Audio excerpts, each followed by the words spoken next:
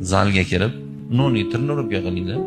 Zalga kirib, 32 kilolik toshni hech olmaganda hozir 40 ta ko'tarishlaring kerak. Bormi ko'taradigan? 40 ta. Hech olmaganda ko'tarolmaysizlar. Ko'tarish kerak. O'g'il bola jismonan baquvvat bo'lishi vojib, bilasizlarmi shuni?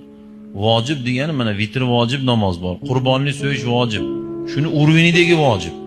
O'g'il bola ham ruhan botir bo'lishi, jismonan baquvvat bo'lishi, aqlan mukammal bo'lishi, iymon. Zalga kirib, nonni tirnuribga qilinglar. Zalga kirib, 32 kilolik toshni hech olmaganda hozir 40 ta ko'tarishlaring kerak. Bormi ko'taradigan? 40 ta. Hech olmaganda ko'tarolmaysizlar. Ko'tarish kerak. O'g'il bola jismonan baquvvat bo'lishi vojib, bilasizlarmi shuni?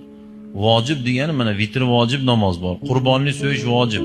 Shuni urvinidagi vojib. O'g'il bola ham ruhan botir bo'lishi, jismonan baquvvat bo'lishi, aqlan mukammal bo'lishi, iymon. Zalga kirib, nonni tirnuribga qilinglar. Zalga kirib, 32 kilolik toshni hech olmaganda hozir 40 ta ko'tarishlaring kerak. Bormi ko'taradigan? 40 ta. Hech olmaganda ko'tarolmaysizlar. Ko'tarish kerak. O'g'il bola jismonan baquvvat bo'lishi vojib, bilasizlarmi shuni? Vojib degani mana vitr vojib namoz bor. Qurbonlik so'yish vojib. Shuni urvinidagi vojib.